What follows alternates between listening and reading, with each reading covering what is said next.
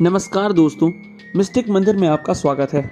आज की रात हम खोलने जा रहे हैं महाभारत का सबसे भयानक अध्याय, एक ऐसा रहस्य जिसके बारे में कहते हैं कि इसे सुनने भर से शरीर में सिहरन दौड़ जाती है।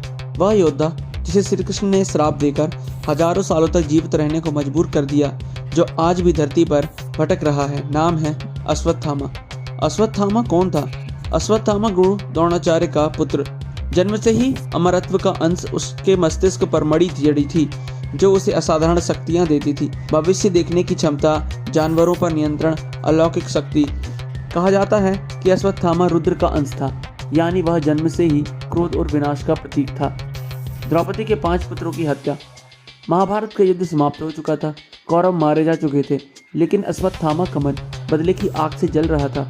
एक रात अश्वत्थामा चुपके से पांडवों के तंबू में घुस गया, लेकिन पांडव वहां नहीं थे।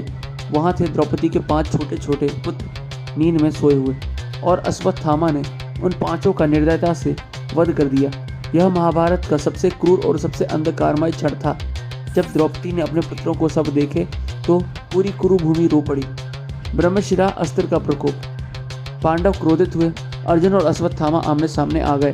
क्रोध में अश्वत्थामा ने धर्म विरोधी काम कर दिया। उसने छोड़ा ब्रह्मशिरा अस्त्र। यह अस्त्र ब्रह्मास्त्र से भी 4 गुना अधिक विनाशकारी था।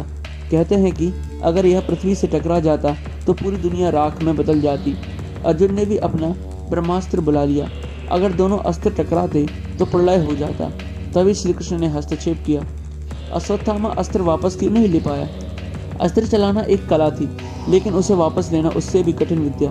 अर्जुन ने अपने गुरु द्रोण से पूरा ज्ञान प्राप्त किया था, इसलिए उसने अस्त्र वापस बुला लिया।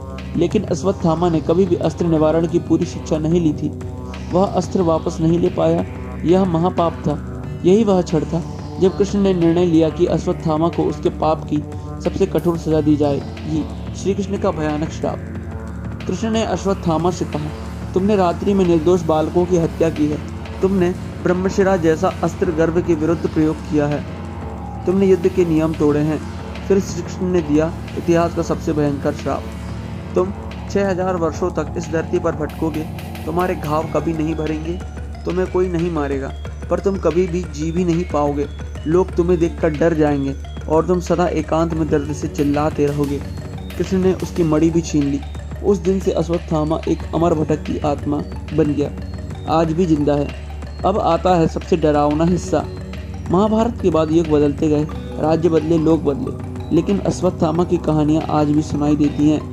20वीं सदी में मध्य क्षेत्र के जंगलों में एक योगी ने दावा किया कि उसने एक विशालकाय घावों से भरे व्यक्ति को देखा, जो खुद को अश्वत्थामा कह रहा था। कई साधुओं ने बताया कि वह मंदिरों में आधी रात सिंदूर मांगने आता है। कुछ ग्रामीणों ने कहा कि उसके शरीर से सड़न की बदबू आती है, लेकिन वह मरता नहीं। उत्तर प्रदेश, महाराष्ट्र, कर्नाटक में ऐसी कई कथाएं सुनने को मिलती हैं, जहां अश्वत्थामा को रात के सन्नाटे में देखा गया। क्या यह सच है?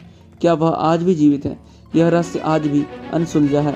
अश्वत्थामा एक ऐसा योद्धा जो जन्म से देव शक्ति लेकर आया, लेकिन पाप की आग में जलकर हजारों सालों की पीड़ा में फंस गया। क्या यह श्राप आज भी जारी है, या समय ने उसे मुक्ति दे दी है? दोस्तों, यह रहस्य इतिहास के पन्नों में आज भी खुला पड़ा है। अगर आप ऐसे ही चमत्कारिक और रहस्यमय धर्म के गहरे अध्याय देखना चाहते हैं तो मिस्टिक मंदिर से जुड़ना मत भूलिए। इसी तरह हमारे चैनल को लाइक, कमेंट और सब्सक्राइब करना ना भूलें। दोस्तों, शुक्रिया। जय श्री राम।